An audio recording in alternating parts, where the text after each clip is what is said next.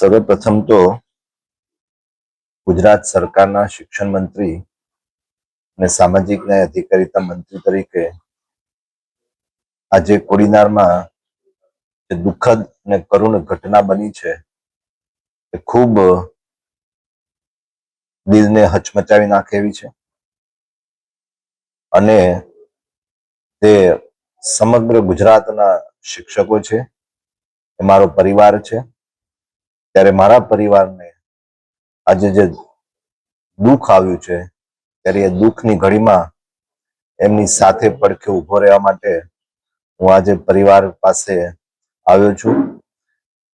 જે અરવિંદભાઈ પોતે ખૂબ સારા શિક્ષક હોવાની સાથે સાથે તેમણે બીએલઓ તરીકે પણ ખૂબ સારી કામગીરી બજાવી છે.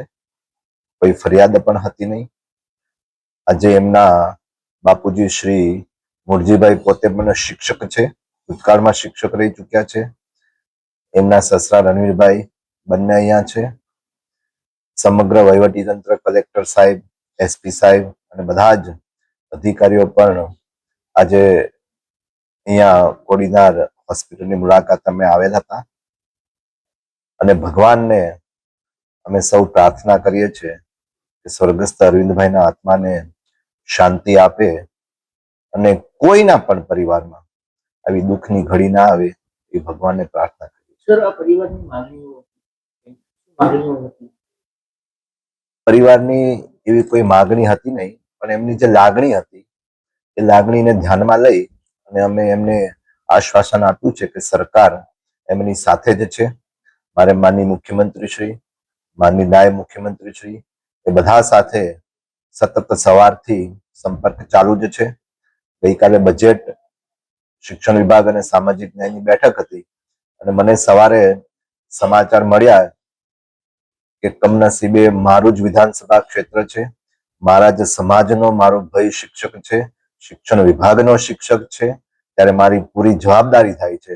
એ જવાબદારીના નાતે હું સવારે તરત જ કોડીનાર આવવા માટે નીકળી ગયો અને આજે પરિવાર સાથે અને મારી પાર્ટીની ટીમ, પદાધિકારીઓ, સર્વે વહીવટી અધિકારીઓ સાથે બેઠક કરી અને એમને અમે સાંત્વના આપી છે અને સરકાર હંમેશા એમની સાથે રહેશે. અમારા જમાઈ છે ગુજરી ગયા છે, એના માટે અમે ગવર્મેન્ટમાં રજૂઆત કરી છે.